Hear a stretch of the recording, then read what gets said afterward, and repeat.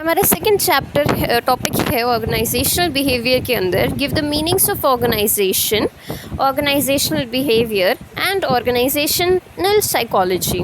तो पहले हम स्टार्ट करेंगे ये समझने से कि ऑर्गेनाइजेशन होता क्या है। Organisation is a consciously coordinated social unit composed of two or more people that function continuously to achieve a common goal or a set of goals.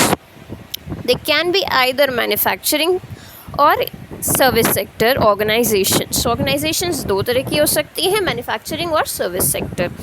Again manufacturing के कुछ एग्जांपल्स, फैक्ट्रीज, कोई भी तरह की आप इंडस्ट्रीज़ देख लो, factories देख लो, soap making है फॉर एग्जांपल, कोई भी आप प्रोडक्ट्स देख लो, चिप्स है, टॉफ़ीज़ हैं, ये सब क्या कर रहे हैं, मैन्युफैक्चर कर रहे हैं। एक रॉ मटेरियल से एक कंप्लीट फाइनल फिनिश प्रोडक्ट बना रहे हैं, ये होती है मैन्युफैक्चरिंग।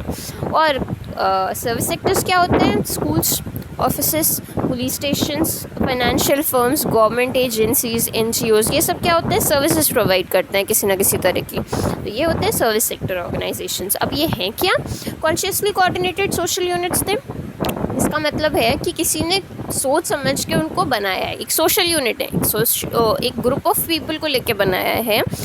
दो और दो से ज़्यादा लोग हैं जो साथ मिल के काम करते हैं, कंटिन्यूसली काम करते हैं। They function continuously to achieve a common goal और अ सेट ऑफ गोल्स।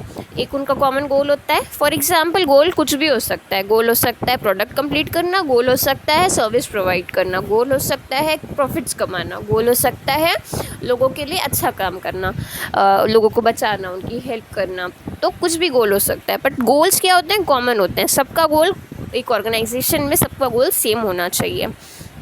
तो ये होती है एक ऑर्गेनाइजेशन की एक फुल फ्लेजेड डेफिनेशन। अगर हम इसमें चेस्टर बार्नर्ड की डेफिनेशन देख लें 1938 की, तो वो है an organisation is a system of consciously coordinated activities or forces of two or more people. आपको ये तीन वर्ड्स याद रखने, एक कॉन्शियसली कोऑर्डिनेटेड सोशल यूनिट, जो एक वर्ड नहीं है, एक सेट ऑफ वर्ड है बट स्टिल, दूसरा to or more people, and तीसरा कॉमन गोल। ये तीन वर्ड्स अगर आप याद रखें तो आप डेफिनेशन बना सकते हो easily what is an organisation की। अब इस डेफिनेशन से हम ये पता लगा सकते हैं कि अगर हम ऑर्गेनाइजेशन पढ़ रहे हैं, ऑर्गेनाइजेशन अगर एग्जिस्ट करती हैं तो साइकोलॉजी उसमें इन्वॉल्व होगा, because psychology is involve in every single field out there. तो अब साइकोलॉजी का ऑर्गेनाइजेशन से क्या लेना देना है। पहली बात तो ऑर्गेनाइजेशंस कब आनी शुरू हुई थी। एंशिएंट टाइम्स में हमारे पास ऑर्गेनाइजेशंस तो थी नहीं, फैमिली एक सोशल यूनिट थी एंड फैमिली ही अपना बिजनेस भी करती थी, उनका बिजनेस, उनका ट्रेडिंग यही था। तो पहले के टाइम पे लोग काम नहीं करते थे, बट विथ इंडस्ट्रियल रेवोल्यूशन काम शुरू हुआ, लोग दूसरे के लिए काम करने लग गए। तो उस दूसरे के लिए काम करने के लिए इंडस्ट्रीज़ आई। इंडस्ट्रीज़ में क्या हुआ, तो इंडस्ट्रीज़ आई तो इंडस्ट्रियल साइकोलॉजी आई। तो सबसे पहले ऑर्गेनाइजेशनल साइकोलॉजी को इंडस्ट्रियल साइकोलॉजी बोलते थे। तो इंडस्ट्रियल साइकोलॉजी इज़ अ सब field of psychology that focuses on the study of individuals in groups with in a work place with emphasis on understanding and improving various aspects of work and organization। एक ऐसी सब field है psychology की, सब field है, पहली बात तो साइकोलॉजी के अंदर एक फील्ड है जो क्या पढ़ती है कि इंडिविजुअल्स या ग्रुप्स एक ऑर्गेनाइजेशन के अंदर कैसे काम करेंगे। इंडिविजुअल्स एज इन एक सिंगल एम्प्लॉई और ग्रुप एज इन एक यूनिट ऑफ एम्प्लॉई। मान लो प्रोडक्शन यूनिट है, तो उस प्रोडक्शन यूनिट के सारे एम्प्लॉयज़ जो हैं वो एक मैनेजर के अंडर होंगे। वो मैनेजर भी अपने पूरे एम्प्लॉई के ग्रुप को, जो उसका है, उसको कैसे हैंडल करेगा, तो वो भी देखेगा। तो एक इंडिविजुअल को भी देखा जा रहा है कि मैनेजर खुद को कैसे हैंडल कर रहा है, खुद की लीडरशिप उसकी कैसी है, और दूसरा उस ग्रुप को वो कैसे हैंडल कर रहा है, उन ग्रुप को वो बना के कैसे रख रहा है, उनके नॉर्म्स क्या है, उनके स्ट्रक्चर क्या है, ये सब चीज़ें भी देखता है ऑर्गेनाइजेशन, इंडस्ट्रियल साइकोलॉजी पढ़ता है। तो और इसका एम्फेसिस किस में होता है, क्योंकि ये एक प्रैक्टिकल फील्ड है, अप्लाइड फील्ड है, तो इसका एम्फेसिस ऑब्वियसली होगा समझने में लोगों को और प्रॉब्लम्स को सॉल्व करने में। वेरियस एस्पेक्ट्स ऑफ वर्क जो होते हैं, जैसे कि मोटिवेशन, प्रोडक्शन, लीडरशिप, इन सबको इम्प्रूव करने में ऑर्गेनाइजेशंस के अंडर कैसे हेल्प करेगा। कैसे हम तय करें कि लोगों के बीच में झगड़े कम हो, कैसे हम ये डिसाइड करें कि कंपटीशन रहे एम्प्लॉयज़ के बीच में बट फेयर रहे। कैसे वो कंपटीशन के चक्कर में एक दूसरे को हार्म ना करे, सिर्फ अपने आप को बेटर करने की कोशिश करें। तो ये सब काम करेगा साइकोलॉजी के अंदर पे। अभी एक ऑर्गेनाइजेशनल साइकोलॉजिस्ट का काम क्या होता है? To understand psychological aspects that influence how these entities function. These entities are organisation के अंदर इंडिविजुअल्स एंड ग्रुप्स। ठीक है, अब हम ये भी देख लें कि ऑर्गेनाइजेशनल बिहेवियर क्या होता है, क्योंकि अभी हम लोगों ने पढ़ा ऑर्गेनाइजेशनल साइकोलॉजी और ऑर्गेनाइजेशंस के बारे में। तो organisational behaviour according to Luthans is directly concerned with understanding, predicting and controlling human behavior in organization।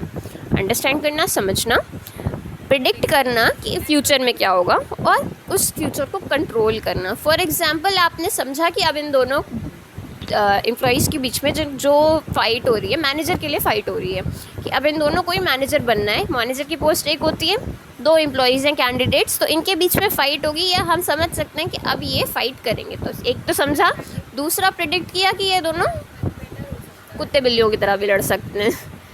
तीसरा क्या होगा? कंट्रोल करना कि कुत्ते बिल्लियों की तरह ना लड़े, इंसानों की तरह लड़े, फेयर कंपटीशन हो, कहीं पे भी ये ना हो कि कोई सोर्स से जीत गया या किसी को बुरा लग गया कि वो जीत नहीं पाया वो फीट। तो कैसे उसको बैलेंस करना आता है ऑर्गेनाइजेशनल बिहेवियर के अंदर। ऑर्गेनाइजेशनल बिहेवियर में हम समझते हैं कि कैसे ऑर्गेनाइजेशन का जो एनवायरनमेंट है, यहाँ का ऑर्गेनाइजेशन का एनवायरनमेंट कौन बनाएगा? लीडर्स बनाएंगे, एम्प्लॉयज़ बनाएंगे खुद, जो छोटे एम्प्लॉयज़ होते हैं, वर्कर्स होते हैं, मिनिमल वर्कर्स, वो बनाएंगे।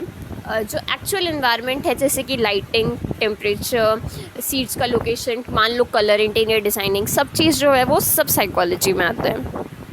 ये सभी जो ऑर्गेनाइजेशन का एनवायरनमेंट है, ये इंडिविजुअल्स को कैसे अफेक्ट करेगा और इंडिविजुअल्स खुद उस एनवायरनमेंट को कैसे अफेक्ट करेंगे।